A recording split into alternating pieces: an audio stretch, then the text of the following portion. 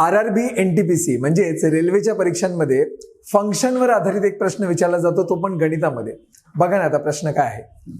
जर f of x बरोबर x+1 भागिले x-1 असं दिलेलं आहे. बघा ना, ते फंक्शन त्याच्यामध्ये फंक्शन आणि 2 दिलेलं आहे.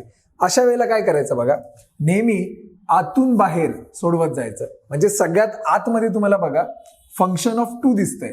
मग आता फंक्शन ऑफ 2 हे मला सोडवावं लागणार. फंक्शन ऑफ 2 याचा अर्थ फंक्शन ऑफ x याच्याशी जर कंपॅरिझन केलं आपण तर x च्या ठिकाणी 2 ठेवावं लागेल. मग काय नाही बघा, 2 + 1 3 आणि 2 - 1 1, 3 भागिले 1 म्हणजे फंक्शन ऑफ 2 चं उत्तर येणार 3. ऐक नाही, सिंपल सांगा. आता हे सुटलं आपलं, फंक्शन ऑफ 2 चं उत्तर आलं 3.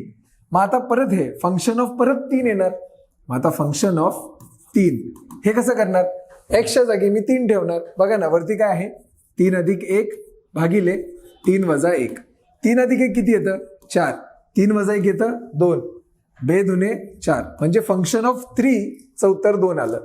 आता मला शेवटी हे फंक्शन वापरावं लागणार आणि या सगळ्याचं उत्तर आपण आत्ताच काढले, ते म्हणजे येतं 2.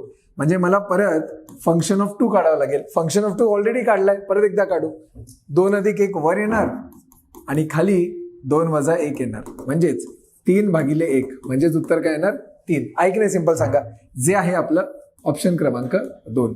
म्हणजे फंक्शनवर आधारित प्रश्न असतो खूप सोपा, बघायला गेल्यावर वाटतो डिफिकल्ट, पण आपल्या चॅनलवर तुम्हाला ट्रिकच्या साहाय्याने असे व्हिडिओ खूप पाहायला मिळतील.